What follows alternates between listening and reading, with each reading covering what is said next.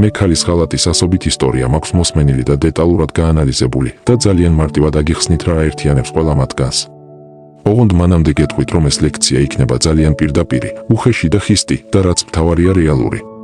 ამიტომ ორჯერ დაფიქრდით, გინდათ თუ არა ამ ყველაფრის მოსმენა. აბსოლუტურად ყველა მოღალატე ქალი რომანტიზირებს მაგ ბინძურს აქციელს. ყველა მათგანი ლამაზად ფუთავს და თავს იტყუებს. ანუ იმის ნაცვლად რომ პირდაპირ უთხრას თავის თავს ძალიან მინდა რომ ჩემმა კოლეგა ჯემალი მისე მიხმაროს რომ ფეხზე ვერ ავდგეო, ის ამბობს მე და ჯემალი მონათესავე სულები ვართო. ის თავს იტყუებს, მე და ჯემალი ერთმანეთისთვის ვართ შექმნილიო. გონია რომ მას უკვე 1000 წელია ვიცნობ, ორი სიტყვით ვუგებთ ერთმანეთსო. ჩვენს შორის არის რაღაც განსაკუთრებული კარმული კავშირიო. სინამდვილეში კი კარმული კავშირი არის, როდესაც ჯემალიმ ზუსტად იცის, როდის უნდა დაუსხას წითელი ღვინო, რომ შემდეგ ბრჭყალებში რომანტიულად იხმაროს. შემდეგ კი ქალი ეუბნება თავის თავს, ტრუსი მე არ გამიხდია, ეგ თვითსამყაროს ნება იყო. სინამდვილეში კი ის თბილისის ხედზე გაჩერებული მანქანის უკანა სიდენიაზე ბინძურად იხმარეს. მანქანაში სამლარიანი არომატიზატორის სუნი იდგა, ქალს კი ფეხი ჰქონდა დაბუჟებული არაკომფორტული პირობებიდან გამომდინარე. ჯემალი კი მას ხმარობდა და სიამოვნების განხმეშდა. მან გახურებაც კი ვერ მოასწრო, როდესაც ჯემალიმ უკვე დაასრულა. მაგრამ თავის და ქალს ისეთყვის, რომ ისეთი მაგარი იყო, ისეთი რომანტიული იყო, რომ აღწერაც კი შეუძლებელიაო. მე და ჯემალი ვიჯექით და ვუსმენდით, როგორ ეცემოდა მანქანის სახურავზე წვიმის წვეთებიო. სინამდვილეში კი მას უბრალოდ ჯემალის ოფლის წვეთები ეცემოდა ზედ სახეზე. იცით რატომ არ აწუხებს არც ერთ მოღალატე ქალს დანაშაულის გრძნობა? იმიტომ რომ მის წარმოდგენაში ის არ არის, აი ის ვიღაც ქალი, რომელიც მანქანის უკანა სიდენიაზე უბრალოდ ბინძურად იხმარეს. ის არის ძალიან რთული და დრამატული რომეო და ჯულიეტასებრივი ისტორიის მთავარი გმირი. ის არასდროს ეტყვის თავის თავს, რომ მე ჯემალის იმიტომ მივეცი, რომ უბრალოდ ბინძური მოღალატე ვარო. არავითარ შემთხვევაში, რადგან ეგ ზედმეტად რეალისტურია. ზუსტად ამიტომ ის იტყვის, მე ქმარი ვერ მიგებს, აი ჯემალი კი მიგებსო. ის ჩემში ნამდვილ ქალს ხედავსო. და ჩვენ ყველანი ძალიან კარგად ხვდებით, რომ ეგ არის უბრალოდ საკუთარი თავის მოტყუება, თან ძალიან პრიმიტიული ფორმით. ეგ იგივეა ლიფტში რომ მოესაქმა და შემდეგ და ქალისთვის ეთქვა, შენ უბრალოდ ვერ დაიჯერებ, რა მაგარი იყო. ისეთი მოულოდნელი და სპონტანური იყო, რომ უბრალოდ გავგიჟდი და გადავირიეო. თვითსამყარო მიბიძგა მაგისკენ და მე უბრალოდ მოვდუნდი და მივენდე მოვლენებსო. ძლივს მივეცი თავისუფლება, რომ მიყვარდეს ჩემი თავიო. და ქალი კი პასუხობს, ოჩახ, ძალიან მამაცი ხარ. მე ჯერჯერობით მხოლოდ პადვალში მაქვს ნაქნელიო. აზრი იმაშია, რომ სინამდვილეში ნებისმიერი სიბინძურის ლამაზად შეფუთვა არის შესაძლებელი. ნეხვს შეგვიძლია დავარქვათ ორგანული სასუქი. ჩმორობას სიფრთხილე. ხოლო ღალატს ნამდვილი სიყვარული. ქალი იღებს ამ კეთილ და ნათელ სიტყვას სიყვარულს და ცდილობს გაუფლიანებულ ჯემალიზე მორგებას. მაგრამ 5 წლის ბავშვიც კი ხვდება, რომ სიყვარული პირველ რიგში არის ერთგულება. კოსმიური სამართლიანობის პირობებში ქალი რომ არ ქმნიდეს ღალატს სიყვარულს, მას ეგრევე შეფუთავდნენ და საგიჟეთში წაიღებდნენ. ერთ-ერთი კლიენტი მიგდებს ცოლთან მიმოწერას. ცოლის წერს, არ მინდა შენი მოტყუება, მინდა რომ გულწრფელად ვაღიარო, რომ სხვა შემიყვარდაო. და მე კითხება, რა ვუპასუხოო? მე ვეუბნები, მოდი ჯერ ქალურიდან ქართულზე გადმოვთარგმნოთ მისი ნათქვამი. ის გეუბნება, არ მინდა შენი მოტყუებაო, ანუ ეგ მისთვის ნიშნავს, რომ უსინდისო არ არის. მინდა რომ გულწრფელად ვაღიაროო, ანუ მატყუარა და მოღალატე კი არ ვარ, გულწრფელი და მართალი ქალი ვარო. მე სხვა შემიყვარდაო, ანუ ისევ სიყვარული, ლამაზი და კეთილი სიტყვა. ამ სიტყვის უკან არ ჩანს ყველა ის ბინძური მოვლენა, რაც მანქანის უკანა სიდენიაზე ხდებოდა. ზუსტად ამ მიზეზით იმ ქალების მიმართ, ვინც აფანატებს რომანტიკას, უნდა იყო ფრთხილი. დღეს ის შეიძლება მზის ჩასვლას რომანტიზირებდეს, ხოლო 10 წლის შემდეგ კი ოფლიან ჯემალის. ამ ორ მოვლენას შორის არაფერი სხვაობა არ არის მისთვის. თავარი არის ის, რომ დოფამინი გამოიყოს. არსებობენ ისეთი ქალები, რომლებიც წინასწარ არიან დაპროგრამებული მომავალში ღალატზე. ძალიან რომ გავამარტივოთ, ადამიანი შედგება 3 კომპონენტისგან. პირველი არის მისი ლიმბური სისტემა, რომელიც არის პასუხისმგებელი მის აღზნებაზე, მინდებზე, სიამოვნებაზე, მიჯაჭვულობაზე და ყველა დანარჩენ ემოციაზე. მეორე არის მისი პრეფრონტალური ქერქი, რომელიც არის პასუხისმგებელი მისი იმპულსური ქმედებების ჩახშობაზე, თვითკონტროლზე და ზოგადად ლოგიკურ გათვლებზე. მესამე კი არის მორალი, რომელიც არის პასუხისმგებელი მადლიერებაზე, სიყვარულზე, სინანულზე და ყველა დანარჩენ სულიერ კომპონენტზე. არსებობენ ქალები, რომლებიც იბადებიან დარაზგონებული ლიმბური სისტემით. ბევრად უფრო იმპულსურები არიან, სჭირდებათ დრამა, ნება და ემოციური საქანელები. და თავისთავად ასეთ ქალებს უფრო მეტად აქვთ ღალატისკენ გადახრა. მაგრამ ჩვენი ტვინი არის ძალიან პლასტიკური. ის აძლიერებს იმ ჩვენს კომპონენტებს, რასაც ვიყენებთ. რა არასგონებს ჩვენს ლიმბურ სისტემას. გრძნობების დრამატიზირება, რა თქმა უნდა. ფილმები და წიგნები რომანტიკაზე და ვნებაზე. სასიყვარულო დრამატული სიმღერები. და ზოგადად სულ რაღაც ემოციების შეგრძნების ძიება. და რა არასგონებს ჩვენს პრეფრონტალურ ქერქს. დისციპლინა, ცდუნებებზე უარის თქმა, საკუთარი თავის არ მოტყუება და ამ საკითხში პრინციპულობა. და მორალიც, რომელსაც ატარებს ადამიანი, ყალიბდება ზუსტადაც ამ ყველაფრით, რასაც ის თავის პიროვნებაში ანვითარებს. თუ ქალი ძალიან აქცენტირებს თავის ემოციებზე, შეგრძნებებზე, რომანტიკაზე, შთაბეჭდილებებზე და ვაიბებზე, ეგ ნიშნავს იმას, რომ მას მისი ლიმბური სისტემა აქვს დარაზგონებული. რომ მას ძალიან ურთულდება თავისი შეგრძნებების მართვა. თუ ოდესღაც ვინმე ჯემალი მოუნდება და ეგეთი ცდუნების წინაშე აუცილებლად დადგება, მას უბრალოდ არ აქვს არანაირი შიდა მექანიზმი, რომელიც შეაჩერებს. მაგ დროს მისი შეჩერება შეუძლებელია. არანაირი საუბარი, არანაირი მანიპულაცია არ გიშველის. როგორ მუშაობს ეგ ყველაფერი პრაქტიკაში?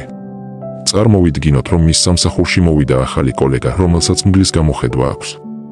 ტერმინატორივით კვადრატის ყბები და განიერი მხრები აქვს. როდესაც მან დივანს ჩაუარა, დამლაგებელმა ეგრევე მიირბინა მდივნის მაგიდასთან და იატაკზე დადო გამოფრთხილებელი ნიშანი, წარწერით ფრთხილად იატაკის ველიაო. ხო და ამ მომხიბლელ ტერმინატორსა და შენს ქალს შორის დისტანცია არის სულ რაღაც 3 მეტრი. და ყოველ დღეში 9 საათი ერთად უნდა გაატარონ. მოდით გულწრფელები ვიხოთ. ეგეთი მამაკაცი აბსოლუტურად ყველა ქალს მოეწონება. მაგრამ თუ ქალს ნავარჯიშები აქვს პრეფრონტალური ქერქი, ანუ დისციპლინა, ცდუნებებზე უარის თქმა, პრინციპულობა და ასე შემდეგ, მაშინ ის იფიქრებს, კი ბატონო, სიმპათიური კაცია. მაგრამ მე ქმარი მყავს, ამიტომ ამ ტერმინატორზე მე არ ვიფიქრებო. მე ბევრი მაგალითი ვიცი, როდესაც გათხოვებული ქალი მიზანმიმართულად ცდილობდა, რომ არანაირი შეხება არ ჰქონოდა იმ მამაკაცებთან, რომლებიც მას შეიძლება მოსწონებოდა. ის უბრალოდ იღებს და მის ყურადღებას საქმეს უთმობს. და ამით ის მის სიმპათიას ათვინიერებს. მაგრამ თუ ქალზე დომინირებს მისი ლიმბური სისტემა, თუ ის ცხოვრობს ემოციებით, შეგრძნებებით და ერთხელ ცხოვრობთო დევიზით, მაშინ ის უბრალოდ ვერ შეძლებს საკუთარი თავის გაჩერებას. იმიტომ რომ მისი სამუხრუჭე ხუნდები უკვე კაიხანია რაც გაცვდა. გეტყვი ახლა ანალოგიურ ვითარებაში როგორ მოიქცევა. პირველ რიგში ის შევა ტუალეტში მაკიაჟის გასაახლებლად და მისი პერანგის ზედაღილის გასახსნელად. შემდეგ გავა იყიდის ჩუპა-ჩუპს, დაჯდება მაგ ტიპისგან 5 მეტრის მოშორებით, ნაგლურად უყურებს შიგ თვალებში და მასე გალოკავს. პარალელურად თავისი წონა წარამარა ერთი დუნდულა კუნთიდან მეორეზე გადააქვს. და ეს ყველაფერი ჯერ დასაწყისია, ეს ჯერ პირველი დღეა. ახლა კი წარმოიდგინე რა ებს იზამს ერთი თვის შემდეგ. და იცი რატომ? იმიტომ რომ მის თავის ქალაში არ არსებობს არც ერთი არგუმენტი, რომელიც მას შეაჩერებდა. იცი რის ისჯერა მას? რომ ემოციებით უნდა იცხოვროს და ბედნიერი უნდა იყოს. რომ გულს ვერ უბრძანებდა გრძნობები, რომ არის მთავარი. სხვების აზრი სულ ფეხებზე, რომ არის დასაკიდებელი და არავისთან არაფერს რომ არ არის ვალდებული. და ყველა ეგ ფილოსოფია ერთნაირად სრულდება, სადაც მას სახეუდევს ბალიშზე, უკან კი ის ტერმინატორი უდგას და კოსმიურ ვიბრაციებს აწვდის. თელ ამ აჯაფსანდალში ყველაზე სასიხარულო ამბავი ის არის, რომ ასეთი ქალების, რომლებსაც აქტიური ლიმბური სისტემა აქვთ, გამოაშკარავება ძალიან მარტივია. ასეთი ქალები ძალიან დიდ მნიშვნელობას ანიჭებენ თავიანთ გრძნობებს. სინამდვილეში პოტენციურად მოღალატე ქალის გამოაშკარავება არის შესაძლებელი სულ რაღაც 1 წუთში. უბრალოდ დაუსვი შემდეგი შინაარსის კითხვა. წარმოიდგინე, რომ შენ გაქვს ურთიერთობა. მარა ისე დაალაგდა სიტუაცია, რომ სხვა შეგიყვარდა, ცხოვრებაში ხომ ყველაფერი ხდება. რას იზამ ასეთ დროს? ადეკვატური ქალი იტყვის, რას ნიშნავს სხვა შემიყვარდაო. ანუ მივსეირნობდი ქუჩაში, ქარმა დაუბერა, ტრუსი ჩამხადა, მე კი ეგრევე ჯემალის კალთაში გადამაგდო. ნუ ამ ტექსტს არ იტყვის რა თქმა უნდა, მაგრამ ძალიან გაუგებარი იქნება მისთვის ეგეთი სცენარი, სადაც ვიღაც სხვა ჰოპ და შეუყვარდა. იმიტომ რომ ის მიზეზ შედეგობრივ კავშირებს ხვდება. ხვდება რომ შეყვარებულობა არის მისი ქცევისა და ქმედებების შედეგი. ხოლო პრობლემური ქალი კი გეტყვის ეგ რთული კითხვაო. ალბათ გულწრფელად ვაღიარებდი და ვეთყოდი პარტნიორსო. დავჯდებოდით და ამ ყველაფერს ერთად განვიხილავდით. თუ საჭიროა ფსიქოლოგსაც მიმართავდით. იმიტომ რომ უნდა გავერკვიოთ რა არ მყოფნის ურთიერთობაში გვერდზე რომ ვიწყებ ძიებასო. ანუ ხომ ხვდები, უკვე დაგეგმილი და გათვლილი აქვს ყველაფერი. უბრალოდ დაიმახსოვრეთ. თუ ქალი ერთგულების საკითხზე ფილოსოფოსობას იწყებს, ესე იგი მისი ლულა უკვე დაპოხილია და სასროლად არის მზად. გაითვალისწინე რომ ეგ კითხვა მუშაობს მხოლოდ გაცნობის ეტაპზე. თუ თქვენ უკვე ერთად ხართ, გულწრფელ პასუხს შენ უბრალოდ ვერ მიიღებ. ბევრად დეტალურად თუ გაინტერესებს როგორ უნდა გახსნა ბოლომდე ქალი, გირჩევ ოჯახისთვის გამოსადეგი ქალის შესახებ 1 საათიანი დახურული ვიდეოკურსის შემეცნებას. არსებობს კიდევ ერთი მარტივი ტესტი, რომელიც ქალის პოტენციალს გიმხელს. გკითხე მას, თუ ქალმა უღალატა ქმარს ქმარმა კი გაიგო და დაშორდა. ეს ღალატად ითვლება თუ არა. ის გიპასუხებს, რა თქმა უნდა ღალატია, რანაირ კითხვებს მისვამო. შენ პასუხობ, კარგი, მაშინ ასეთ კითხვას დავაყოლებ. და თუ ცოლმა უთხრა ქმარს გადამიყვარდიო და დაშორდა. 1 თვის შემდეგ კი ვიღაც სხვა კაცთან დაიწყო ურთიერთობა. ეს ღალატია თუ არა? პოტენციურად მოღალატე ქალი გეტყვის არაო. ისინი ხომ უკვე დაშორდნენ, ის თავისუფალია უკვე და ღალატად არ ითვლებაო. დაიმახსოვრეთ, თუ ქალი გეუბნება გადამიყვარდიო, ეგ ნიშნავს იმას, რომ მე მინდა რომ 4-ზე დამაკენოს ჯემალიმო. უბრალოდ წარმოიდგინე ქურდმა რომ დაგირეკოს და გაგაფრთხილოს, იცოდეს ამ კვირაში ვაპირებ რომ სახლი გაგიქურდო. მე ხომ გაგაფრთხილე, ამიტომ ეგ აღარ არის გაქურდვაო. ამ გაფრთხილებით შენ მოგეშვება თუ არა? ამით ქურდი კანონმორჩილი მოქალაქე გახდება თუ არა? ზუსტად იგივეა, როდესაც ქალი გეუბნება, მე ხომ გითხარი აღარ მიყვარხარ და დავშორდითო. ამიტომ დაშორებიდან 1 თვეში ჯემალი სოფლი რომ მაწვეთებს სახეზე, ეგ აღარ არის ღალატიო. ამ საკითხში ყველაზე სამწუხარო ის არის, რომ ადამიანთა ძალიან დიდი ნაწილისთვის ღალატი არის, როდესაც პარტნიორს შიშველს გამოიჭერენ. სინამდვილეში კი თუ ქალმა გითხრა გადამიყვარდიო და დაგშორდა, ეგ უკვე ღალატია. რა მნიშვნელობა აქვს ვინმესთან დაწოლა მოასწრო თუ არა? პერსპექტივაში ეგეც მოხდებოდა. ის მასეცეც მარტივად არის წამსვლელი. მე ბევრი TikTok ვიდეო ჩამიგდეს, სადაც ქალები დებენ ფოტოებს თუ როგორ გამოვიყურებოდი ქმართან და როგორ გამოვიყურები დაშორების შემდეგო. აშკარად რაღაც მორიგი ახალი იდიოტური ტრენდია. და მაგ ფოტოების აზრი რაშია? რომ ქმართან დაშორების შემდეგ დაიწყო დუნდულა კუნთის ვარჯიში, თუჩები დაიბერა და გამომწვევად დაიწყო ჩაცმა. მე დარწმუნებული ვარ, რომ ბევრი იოგაზეც კი ჩაეწერა, რომ ერთი თითის დატკაცუნებით უცებ ფეხების ყურებამდე აწევა შეძლოს. ჩნდება კითხვა, ვისთვის და ვისთვის აკეთებს ამ ყველაფერს?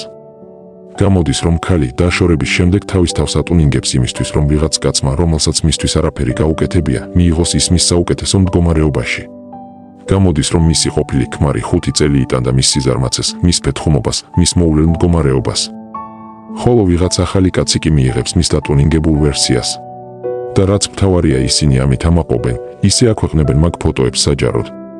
ზუსტად ამიტომ მე ვთვლი, რომ თუ ქალს არ აქვს კონკრეტული რეალური მიზეზები და ისე შორდება ქმარს, და თუნდაც დაშორებიდან 6 თვის შემდეგ მას ვიღაც ჯემალი 4-ზე თუ აყენებს, აქ ზედმეტი სიტყვებიც კი არ არის საჭირო, რომ ეგ არის პირნათელი ღალატი.